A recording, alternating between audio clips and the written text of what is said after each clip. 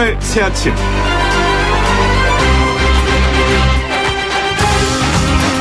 자유한국당 새 원내대표로 5선 중진인 심재철 의원이 뽑혔습니다. 심재철 의원은 범비박계로 알려져 있지만 정책위의장 후보 러닝메이트로 친박계 3선에 김재원 의원을 내세우면서 한국당 의원들의 표심을 다수 흡수할 수 있었다는 분석이죠. 문제는 이제부터입니다. 우선 한국당이 조건부 필리버스터 처리 방침을 밝히면서 민생 법안 상정이 불투명해졌는데요.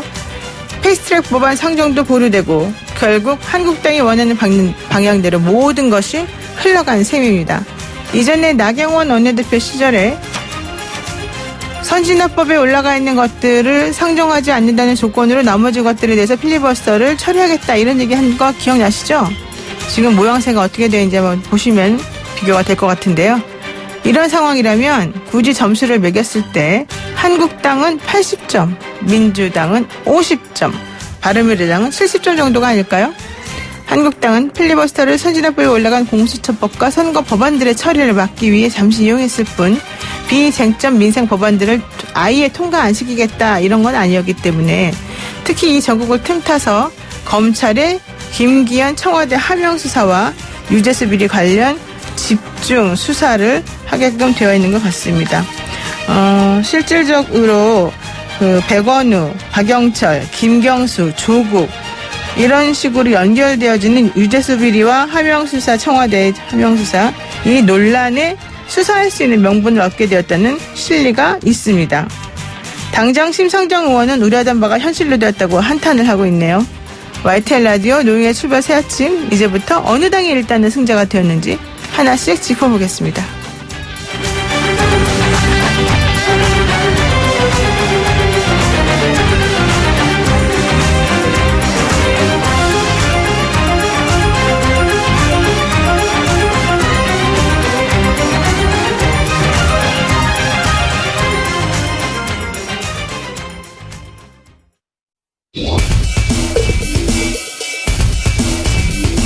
막히는 출근길 뉴스엔 급행 열차를 타라.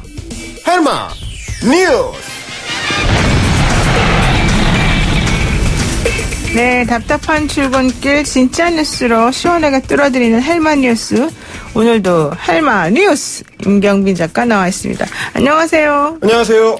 혹시 죄송하지만 헬마 뉴스 몇 년생이시죠? 81년생입니다. 81년도에 내가 진짜 중학교 다니고 있었는데 그때 맨날 얘기하는 게 네. 대한뉴스 이랬거든요.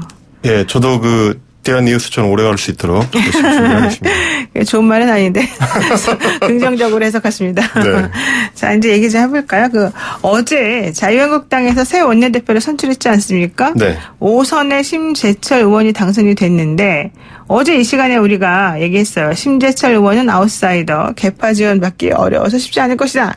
이게 바로 헬마 뉴스의 얘기였습니다. 그러나 반면 저의 얘기 뭐였죠? 잘 기억이 나지 않습니다. 저의 예언은 심재철 의원이 그래도 가장 강력하지 않을까 이거였단 말이에요. 일단 제가 반성합니다. 네, 보기 좋게 틀리셨다는. 제가 이제 아싸라고 이제 말씀을 드렸는데 아웃사이더라고. 네네네. 근데 이제 아싸 심재철 의원이 예상 외로 승리를 거두면서 의원님 본인 입장에서는 아싸 가오리가 되셨습니다. 네. 일반적인 구도를 이제 친박 비박으로 봤었는데 아예 개파색이 옅은 사람을 자유한국당 의원들이 선택을 한 겁니다. 어떻게 보면은 개파가 없다는 점 강조한 심의원의 전략이 승리한 셈인데요.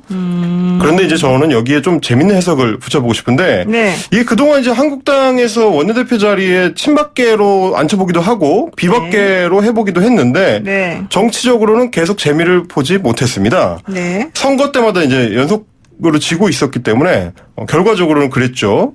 그러니까 이제 야구로 치면은 이 코스 저 코스 낮은 공 높은 공 커브도 던져보고 포커볼도 던져보고 다 했는데 다 일단 두드려 맞았었죠 지금까지. 네. 그래서 이번에는 자유한국당 의원들이 좀 다른 공을 던져보자 고민을 하다가 아직 안 던진 데가 있다. 어디냐?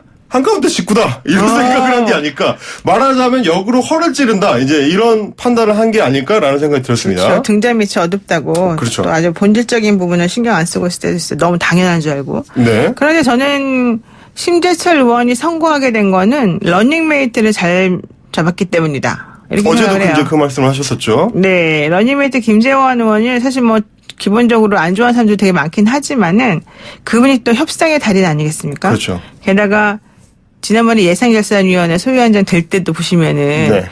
그냥 이미 다 정리됐던 것도 딱 얼마든지 바꿔낼 수 있는 그런 능력이 있는 사람이에요. 그렇죠. 당에서도 그래서 전략가라고 꼽히죠. 네, 그러니까 그런 심재철 의원이 가지고 있는 비박의 이미지를 그리고 약간 그분이 좀 노쇠한 이미지가 있어요. 왜냐하면 5번이나 됐기 그렇죠. 때문에 그런 것들을 좀 행동파 김재원으로 연결시켜서 뭔가 우리 당이 쇄신할 수 있는 기틀을 얘네들이 잘할 수 있겠구나.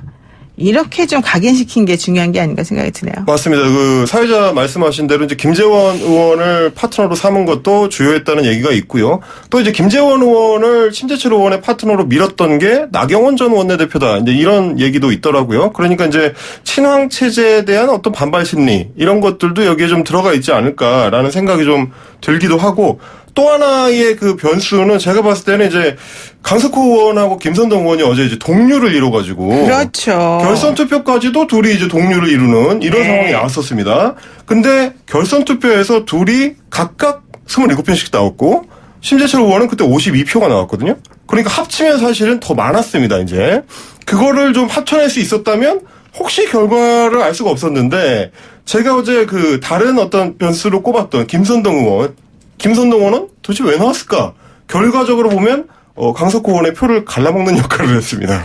김선동 의원은 아마도 재선과 초선 의원 중심으로 해서 황교안 의원이 좀 힘을 이렇게 모으기 위해서 내보낸 숨은 타자가 아니었을까 생각이 드는데요. 사실 저는 그것보다도 네. 어제 1차에서 결심 투표 못 넘었잖아요. 아무도. 그렇죠. 그러니까 과반을 못 넘는 상황에서 1, 2위가 원래 싸워야 되는데 네. 2위가 누굽니까?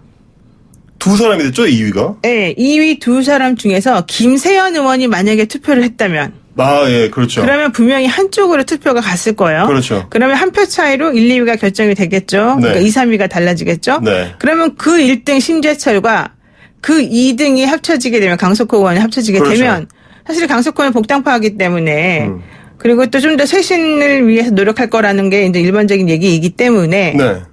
그렇다면 또 좀 분위기 달라지는 거 아닙니까? 그렇게 됐을 수도 있습니다. 이제 결과적으로는 여러 가지 변수들이 동시에 작용해가지고 심재철이라는 소위 이제 비주류 원내대표의 탄생으로 이어졌던 것 같은데, 제가 좀 아전 인수해보자면 제가 어제 말씀드렸던 두 분의 변수, 두 후보의 변수가 만나서 결국 이런 결과가 이어졌다. 틀리긴 했지만 틀린 건 아니다. 이런 말씀을 드리고 싶습니다.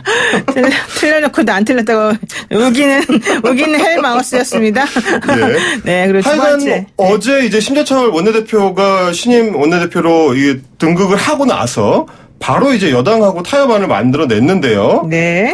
일단 민감한 사안인 패스트트랙 법안들을 정기국회에 당장 상정하지 않고 오늘은 우선 내년도 예산안을 처리를 한다. 그리고 이제 한국당은 필리버스터 신청했던 걸 일단 처리하기로 합의를 했었죠.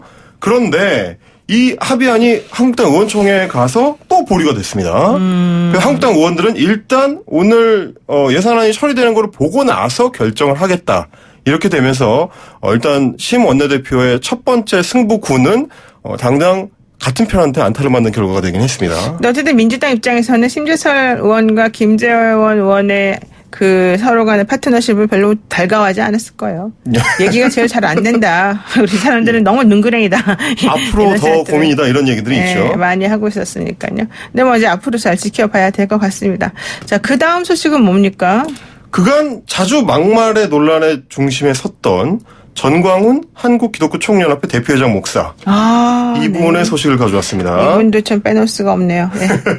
지난 10월에 했던 발언이 뒤늦게 좀 알려지면서 또 한번 논란이 되고 있는데요. 이번에는 교계 안에서 무려 신성모독이다. 이런 얘기까지 나오고 있습니다. 신성모독이요? 예.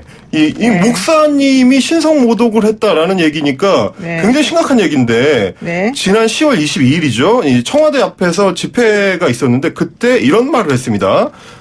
지금 문재인은 벌써 하느님이 폐기 처분했다 이러면서 대통령에 대해서 막말을 하다가 갑자기 네. 대한민국은 앞으로 누구 중심으로 돌아갈 것이냐, 전관 목사 나 중심으로 돌아갈 것이다.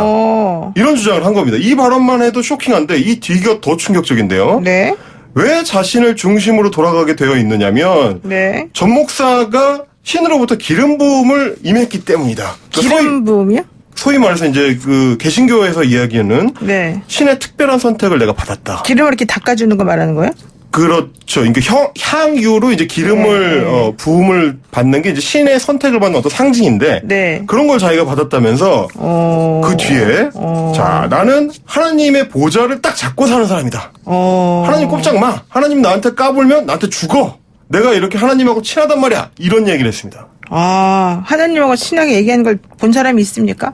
본인은 그렇게 주장을 하고 있습니다. 목격자는 일단 없는 걸로 좀 판단이 되나요? 예. 그래서 일단 자기 딴에는 자기가 이렇게 신이랑 친하다. 직접 교류를 하는 사람이다. 그만큼 대단한 목회자다. 이런 얘기를 좀 전달을 하려고 했던 것 같은데 네. 교계에서는 네. 10계명을 어겼다. 하나님의 이름을 망령되이 일컫지 말라는 3계명을 정면으로 어기는 신성 모독성 발언이다. 이런 얘기가 나오고 있습니다. 그러니까 이 사람이 지금 10월 22일 날 청와대 앞 현장에서는 문재인은 하느님이 폐기 처분했다 이러면서 대통령에 대한 막말을 했는데요. 그 다음에는 대한민국은 누구 중심으로 돌아가느냐? 나 전광훈을 중심으로 돌아가는 것이다. 니네가 기분 나빠도 할 수 없는 것이다. 이렇게 얘기를 했잖아요. 네. 여기까지도 매우 기분이 나빴는데 그 다음에 아까 한 말이 우리 지금 헬마우스 말한 것처럼 전 목사 자신에게 신으로부터 기름 부음이 임했기 때문이다. 그래서 자기는 특별한 선택을 받은 존재다. 이걸 지금 말했다는 거잖아요. 그러면서 나는 하나님한테 꼼짝 말라고 할 수 있는 사람이고 하나님 나한테 까불면 죽어. 이런 얘기를 얹어서 한 겁니다. 하나님이 자기에게 까불면 죽는다는 거예요? 자기가 까불면 죽는다는 거예요? 발언 내용은 하나님 까불면 죽어였습니다. 오. 그러니까 이제 이런 말을 해도 봐줄 정도로 신이 나하고 친하다.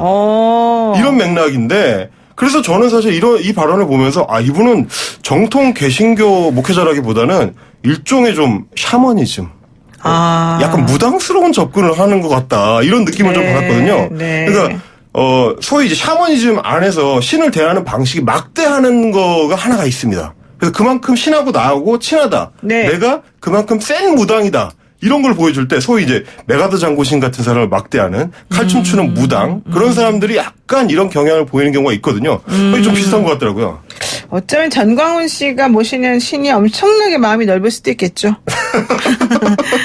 까분다는 말을 못 알아들을 수 있는 거고. 예. 그거는 그러니까 여쭤봐야 되겠죠. 이런 이제 발언들이 원래 그렇지 않아도 막말 때문에 유명하신 분인데 최근에는 황교안 대표의 단식 현장에 자주 나타나기도 하고 대화를 네. 나눈 장면도 나오는 등 네. 정치권에도 좀 밀착하고 있다 이런 지금 걱정이 여러 측면에서 나오고 있습니다. 그런데 지금 정광훈 목사, 물론 이제 목사는 아니라고 하는데요. 부르기는 그냥 호칭을 그렇게 부르겠습니다. 근데 네. 교계에서 만약에 이게 이단이고 잘 안 맞는다라고 한다면은 여기든 제재를 해야 되는 거 아닙니까? 그래서 사실은 이제 목사 안수를 뺏어야 된다 이런 얘기도 지속적으로 나왔고 근데 이제 자기가 단체를 계속 틀어지고 있는 상황이라서 네. 교계 안에서도 좀 골칫거리인 그런 상황입니다. 네, 그렇군요. 자, 다음 소식 한번 넘어가 볼게요. 이거 사실은 중대한 문제여서 우리가 BTS를 빼고 김우중 질문으로 넘어갔습니다. 네. 사실은 BTS 좀 섭섭해하지 마십시오. 자, 근데 뭐냐면요. 그 정교 분리가 우리 헌법 가치이기도 하지만 이제 어떻게 정리가 되느냐도 사실 더 문제여서 쓸 텐데 그래서 지금까지 그 얘기를 계속 해왔는데요. 이것하고 또 비교도 안 되는 그 대우그룹의 김우중 회장이 사망했다는 소식이 들려왔네요.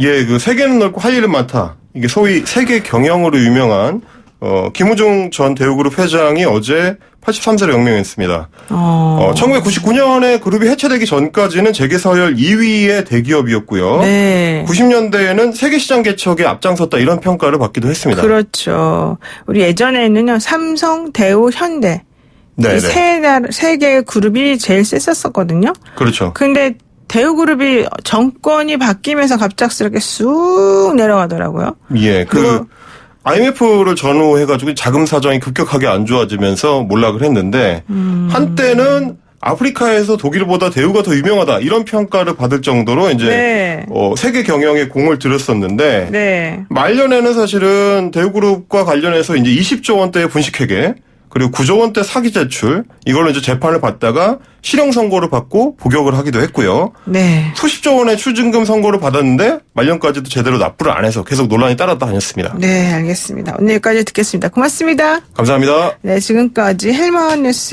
뉴스의 임경빈 작가였습니다.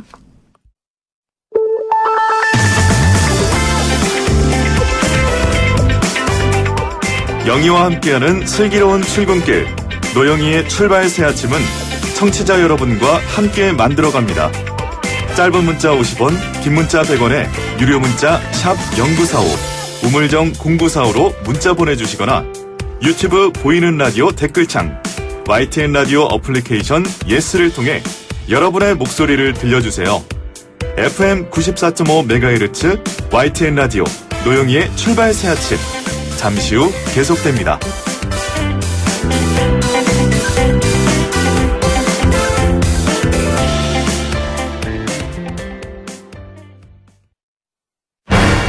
진짜 정치에 대해 다 알려준다. 박스트라다무스의 진정. 네, 쏟아지는 소식들 속에서 해안을 빌려서 깊이 있는 분석을 들어보겠다. 이미 모든 것을 당신은 알고 있겠지만 나에게도 좀 알려줘라.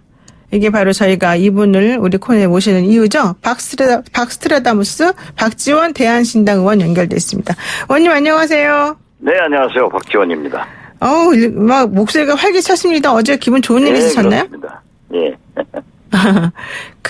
어제 한국당이 필리버스터를 철회했다가 다시 조건부 철회로 바꾼 거 아니겠습니까? 예산은 합의가 되면 필리버스터를 철회하겠다라고 했었었는데 갑자기 왜 이렇게 된 건지 좀 설명 좀 해주시죠. 저는 어제 KBS TV에 나가서 예측을 했습니다. 네. 왜냐하면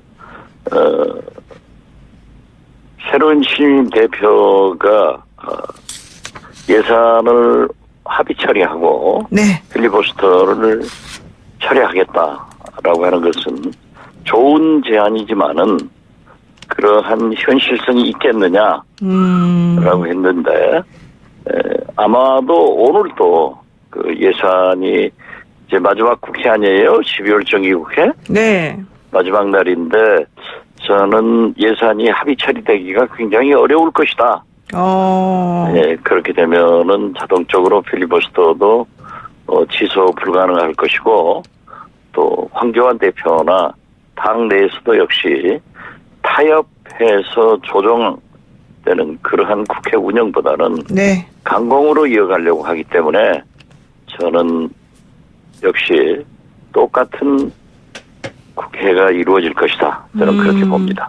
근데 지금 좀 들리는 얘기에 의하면은 4+1에서 이미 그 예산 관련해서는 뭐 500조 정도는 유지하되 1조 정도는 삭감하는 방식으로 얘기가 어느 정도 진전이 됐다고 하던데요. 글쎄요, 그것은 어디까지나 4+1이 민주당이 주도적으로 해왔던 건데, 네. 그렇게 해서 검찰개혁법이나 정치개혁법도, 한국당을 제외시키고 통과를 하자 하는 그러한 결정을 했었지만은, 네. 한국당에서 이제 새로운 신배철 원내대표가 어제부로 탄생되기 때문에, 네. 어제 그러한 예산안을 통과시키는 것은 정치 도의상 문제가 있다. 그런데 어제 오후에 이제 당선된 심재철 대표가 예산안은 오늘 중으로 합의 처리하고 필리버스터는 취소한다. 이렇게 됐는데 그 취소 자체가 의원총회의 인준을 받지 못하고 다시 흔들리는 상황이 왔기 때문에 네. 제가 볼 때는 민주당 지도부가 앞으로 한국당 지도부에게 또다시 끌려다니느냐, 네. 그렇지 않으면 4+1을 강화해서 나름대로 결정을 하고 가느냐, 이런 선택의 기로에 섰다고 봅니다. 근데 저는 이해가 안 가는 게요. 먼저 나경원 원내대표가 처음에 의원대표 나오기 전에 원내대표 나오기 전에 민생법이나 이런 것들을 우리 얼마든지 처리할 수 있는데 그 조건으로 공수처법 같은 그런 그 신속 처리 법안에 올라가 있는 것들을 상정하지 않는 것을 조건으로 해주면 우리가 더 얼마든지 처리할 거다 이런 얘기 하지 않았습니까? 네, 그렇습니다. 그리고 난 다음에 심재철 의원이 지금 되면서 사실은 필리버스터를 뺀다라고 한 내용도 쟁점 처리 법안이 아닌 빗점 법안과 그다음에 뭐 데이터 3법 이미 올라가 있는 것들이라든가 이런 것들 먼저 처리하겠다라고 하는 거였잖아요. 예산안도 마찬가지고. 그러면 네. 그 얘기가 나경원 원내대표가 그동안에 얘기했던 것하고 다른 게 하나도 없었었는데 그거를 오케이를 했는데 또다시 의원총회에서 안 된다 이렇게 말한다는 거잖아요. 이게 말이 안 되는 거 아니에요? 의원총회에서 새로 뽑아놓고? 원내대표 임기가 새로이 시작되면요. 네. 정치권에서는 과거 전임 원내대표들이 합의한 사항에 대해서는 되게 무효화시킵니다. 완전히 무효화시켜버려요? 네, 그렇습니다. 그렇기 때문에 이인영, 나경원 두 원내대표 간에 합의된 사항은 지금 무효화되고 이인영, 심재철 간에 합의된 사항이 이제 유효한데요. 어떻게 됐든 심재철 원내대표로서는 5선 경력에 경륜 있는 비황 후보가 네. 원내대표가 돼가지고 네. 그 제1성으로 예산은 합의 처리를 하겠다. 네. 그리고 패스트트랙 이것에 대해서는 필리버스터를 취소하겠다. 네. 이렇게 제1성은 좋았는데요. 물론 어제는 새로이 제1야당 원내대표가 선출되니까 민주당으로서는 처리하기가 곤란했지만은 네. 양보를 해줘야죠. 네. 예의를 지켜야죠. 그랬지만은 이제 심재철 대표가 그러한 얘기를 하고 대여 협상에 대해서는 의원총회에서 인준을 받아야 되거든요. 네. 그런데 한국당 의원총회에서 상당한 반발이 있어가지고 어제 예산도 지금 뭐 말은 3당 소소위에서 한다고 그러지만은 다시 시작한다고 하면은 오늘 중으로 저는 어렵게 보고요. 네. 오늘을 넘기면은 이제 12월 정기국회는 끝나기 때문에 그렇죠. 다시 임시국회를 소집해서 예산도 통과하고 검찰개혁법, 정치개혁법을 해야 된다. 이런 결과가 왔습니다. 그런데 저는 조금 이해가 안 가는 게 심재철 의원이 52표라고 하는 높은 수를 얻어서 당선이 됐는데 그 의원이 처음 한 게 바로 필리버스터 관련된 합의잖아요. 야당하고. 그러면은 네네. 그거는 좀 마음에 안 들더라도 의원들끼리는 우리 의원의 얼굴 살려주자 이런 의미에서라도 좀 받아주는 게 기본 예의 아닙니까?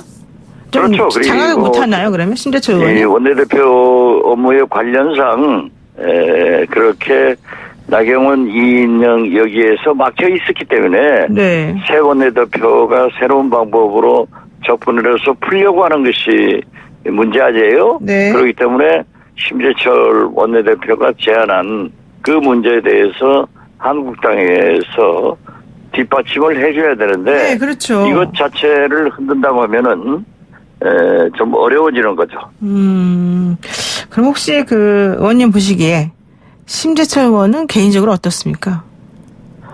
개인적으로 보통이 아니죠.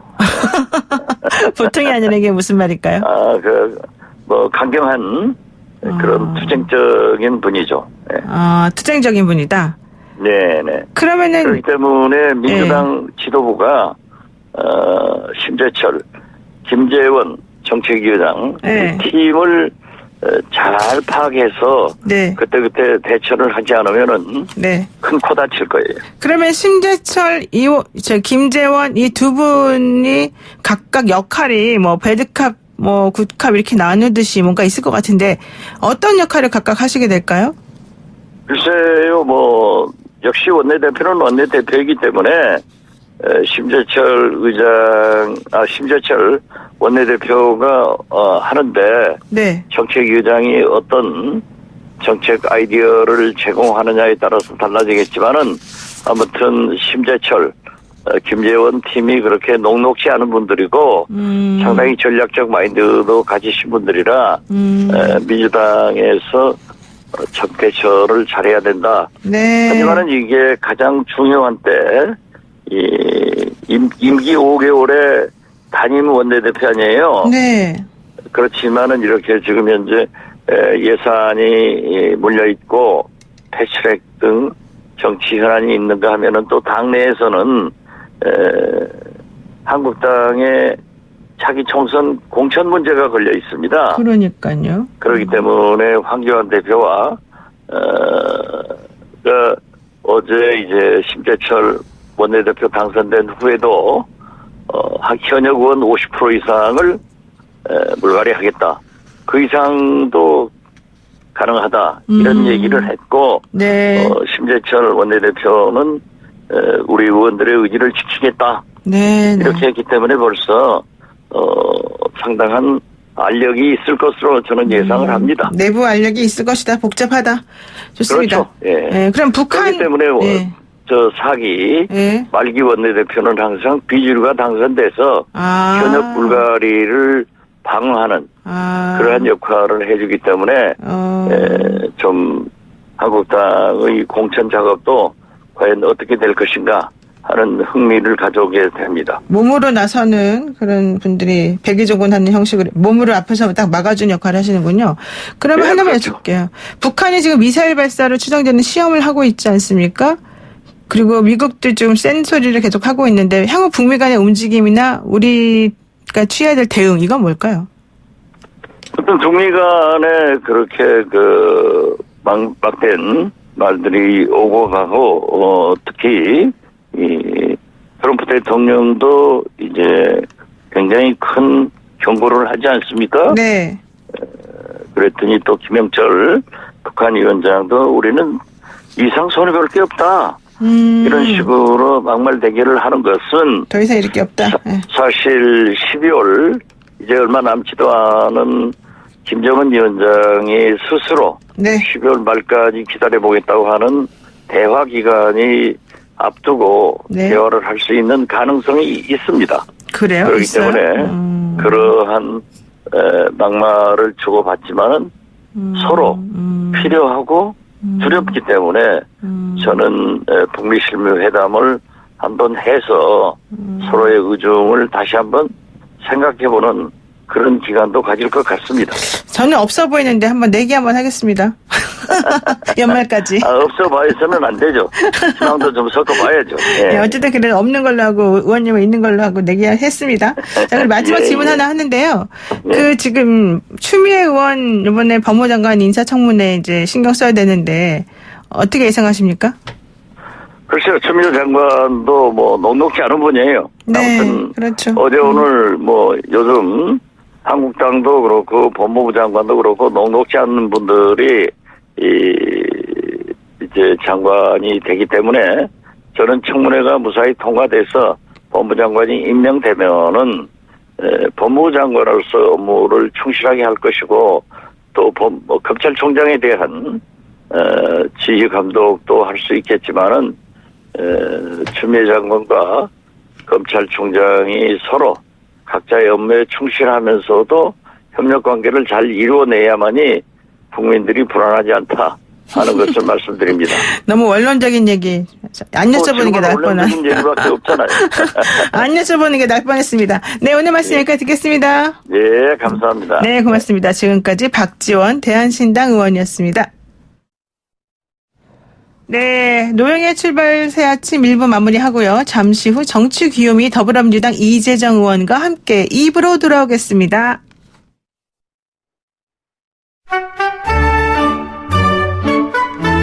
이렇게 귀여운 정치 토크 있기 없기? 정치 귀요미. 네, 정치와 귀요미. 정말 안 어울리는 단어죠. 예전 같으면 택도 없습니다. 그런데 이분에게는요, 정말 어색하지 않고 맞춤형 정장을 입은 듯한 딱 맞는 이름이 아닐까 생각이 듭니다. 답답한 정치를 시원하고 귀엽고 너무너무너무 딱 맞게 풀어줄 것 같은 정치 귀요미 더불어민주당의 대변인이죠. 이재정 의원과 함께합니다. 안녕하세요. 네, 안녕하세요. 맞지 않은 옷을 입은 듯한 느낌입니다. 류성구입니다. 아닙니다. 자, 우리 본격적으로 들어가겠습니다. 유재수 전 부산시 경제부시장에 대한 감찰 무마 의혹에 조국 전 장관의 이름이 계속 오르내리고 있고요. 박형철 박부패 비서관, 백원우 전 민정비서관은 감찰 중단이 조 전 장관의 결정이었다. 뭐 이런 얘기까지 지금 나오고 있습니다. 여기에 플러스 김경수 현 경남지사까지 지금 연결되는 상황이거든요. 어떻게 보십니까? 예, 일단 전제 사실에 대해서 늘 한번 회의를 해볼 수밖에 없고 되물을 수밖에 없는데 어디서 들으셨어요? 하면은 사실상 검찰발인 경우가 많아요. 그때마다 검찰발 뉴스들이 팩트가 아니다. 그것은 다시 한번 점검할 필요가 있고 점검된 사실들만 전제로 의견을 이야기했다 했는데 특히 지금 제가 다른 부분은 모르지만 백원우 전 민정비서관이 조 전 장관의 결정에 대한 취지로 발언을 했다라는 부분은 제가 확인하고 있는 내용하고 또 다르거든요. 근데 검찰이 아예 없는 얘기는 안 해요. 예를 들어 그럴 수 있어요. 최종적인 결정권자라든지 조직상 조국석이 위에 있겠죠? 우리 변호사님 진행자께서도 변호사이시니까 네. 그런 취지의 얘기에 그건 그렇겠죠. 라고 얘기하면 어느 순간에 그 사람이 얘기하고 그 사람이 결정한 걸로 둔갑할 수는 있겠죠. 등등 나오는 검찰발 행보들이라든지 검찰발 뉴스에 대해서는 그것이 팩트라는 걸 전제로 이야기하기보다는 가정을 전제로 여쭤본다면은 저도 이제 저 나름대로 추측하고 네. 정리한 내용들을 이제 반박하면서 이야기할 수 있을 것 같은데요. 이 내용 역시도 마찬가지입니다. 이미 이제 언론을 통해서도 밝혀졌다시피 네. 사실상 감찰 무마나 중단이 아니었다는 사실은 네. 내비친 바가 있습니다. 청와대 같은 경우는 아무리 민정수석실, 물론 지난 이명박 박근혜 정부 때는 굉장히 강력하고 막강한 파워를 가지고 네. 강제 수사권이 없지만 모든 것을 관철시킬 수 있는 기관이었는지 모르겠지만 문재인 정부의 민정수석실은 너무 그렇지 못해서 오히려 여권 내에서도 비판을 받기도 했죠. 그런데 민정수석실이 절차에 따라서 할 수 있는 내용들을 다 했는데 네. 당시에 유재수 죄송합니다. 제가 지금 목소리가 유재수 전 부산시장이 임의로 제출할 수 있는 이상의 것들을 만약 하지 않았을 때라면은 네. 더 이상 확인할 길이 없는 겁니다. 이제 그때는 이제 검찰이나 경찰 등 수사권을 빌릴 수밖에 없는데요. 그때까지 드러난 상황을 토대로 해서 판단할 수밖에 없고요. 이미 어떤 결정을 하는 단계에서는 감찰 중단 지시 상황이 아니라 감찰이 이제 중단될 수밖에 없었던 상황이었다는 거고요. 남아 있는 결정이 수사 또는 징계와 관련 징계를 요구하는 그 두 가지밖에 인사조치를 통제할 것인가 아니면 수사를 의뢰할 것인가 두 가지밖에 남지 않은 상황이었기 때문에 감찰을 무마했다. 감찰을 중지 결정했다는 것은 명백히 사실과 어긋난 것이다. 그것은 저희가 관계당사로부터 확인했던 내용이고요. 네. 다만 수사를 의뢰할 만큼의 무르익은 사실을 확인을 했는가.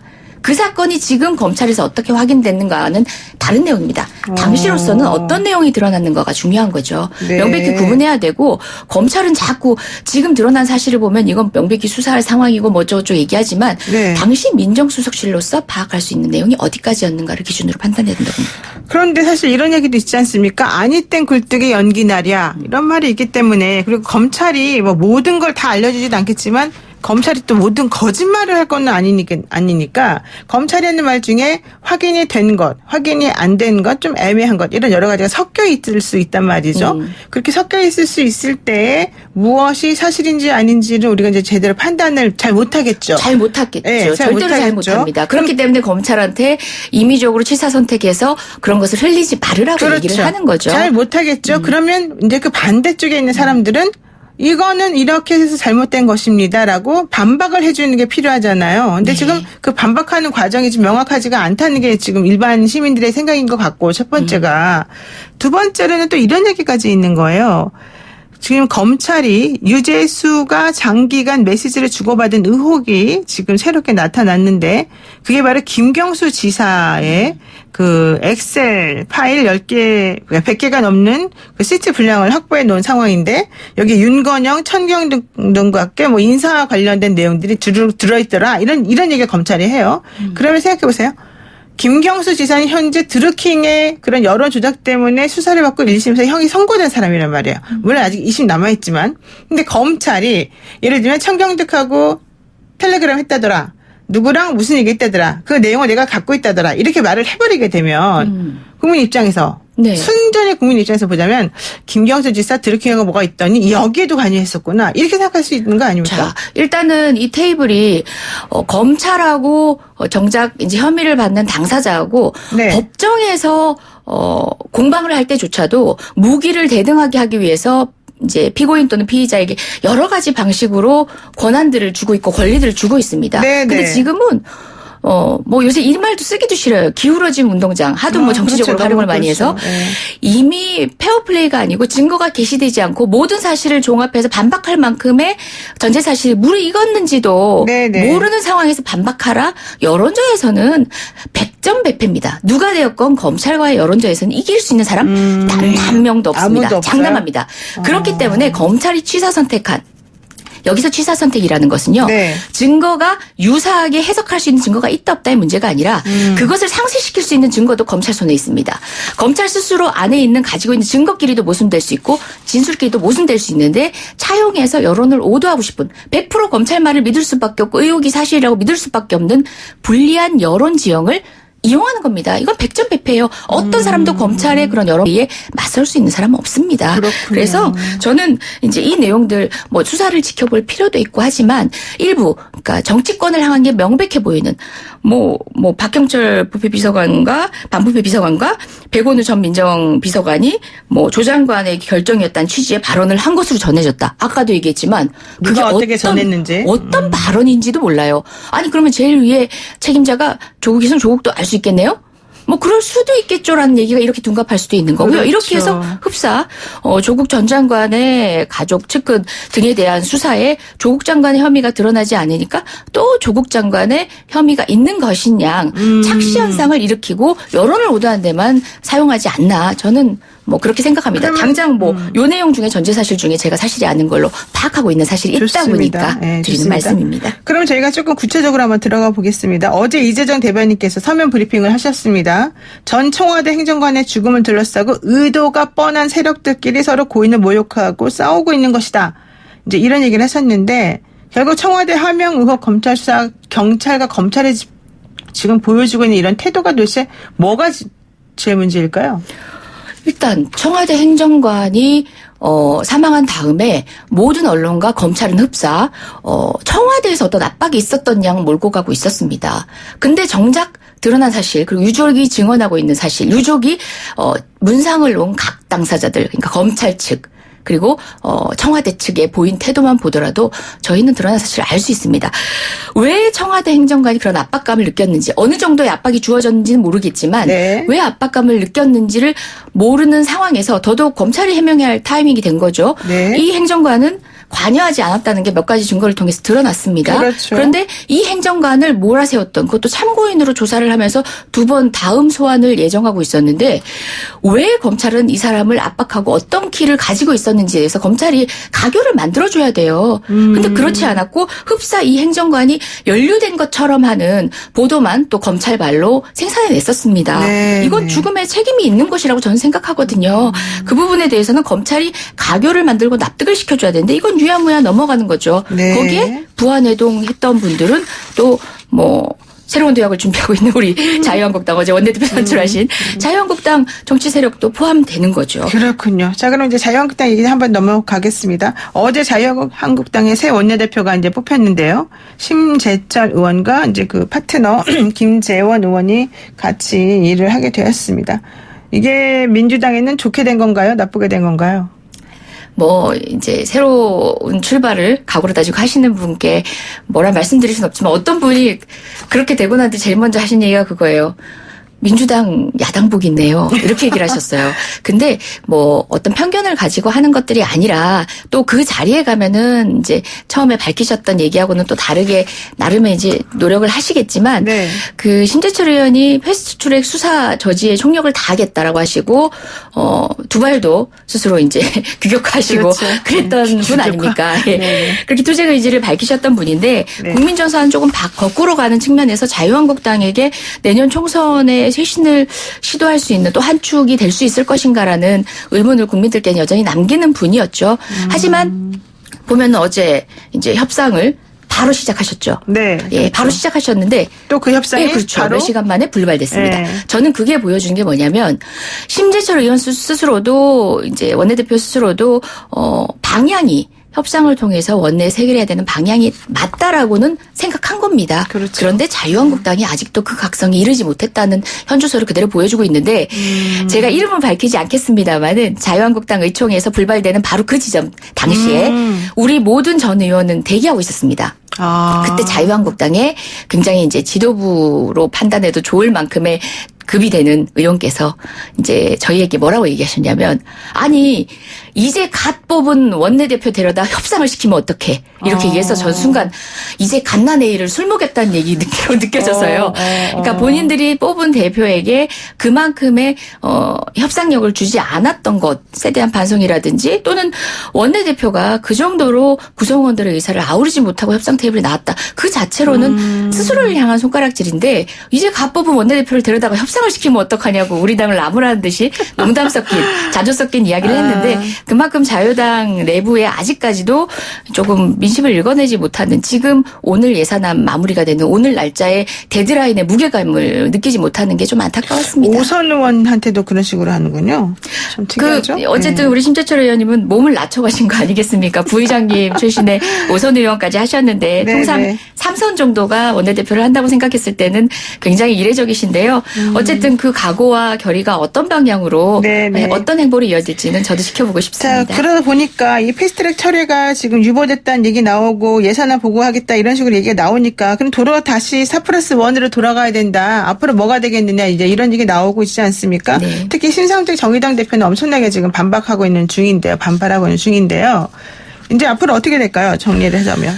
어제 자유한국당과 협상을 했고 합의를 했다 할지라도 오늘 마지막 데드라인에 진행될 일정은 차질이 없는 상태였었습니다. 그리고 공수처안이라든지 선거법 개혁안도 뭐 자유한국당이 바라는 방식으로 무마되는 것은 저희는 조건으로 걸지도 않았고요. 당연히 네. 예상대로 진행되는 것이었기 때문에 심상정 의원님의 우려는 혹여 그렇지 않을까 우려뿐이지 모든 것은 4+1 그리고 또 우리 개혁연대가 진행하고 있었던 거 하등에 뭐 차질이 없던 상태였고요. 네. 그것은 그 속도로 오늘 그대로 진행될 예정입니다. 본회의가 지금 10시에 예정돼 있고요. 관련한 예산안 오늘까지 꼭 정기국회 내에 처리해야 되고 관련 부수법안들 자유한국당이 반대 토론을 할지 안 할지 모르겠지만 패스트트랙 법안들의 상정 여부는 뭐 정기국회가 될지 임시국회가 될지 그건 조금 더 논의가 남아있긴 하지만 그럼에도 불구하고 이제 예정했던 모든 개혁 법안들은 순차적으로 진행될 예정입니다. 네, 좋습니다. 오늘 한번 지켜보겠습니다. 고맙습니다. 네, 고맙습니다. 네, 지금까지 더불어민주당의 정치귀요미 이재정 대변인과 함께했습니다.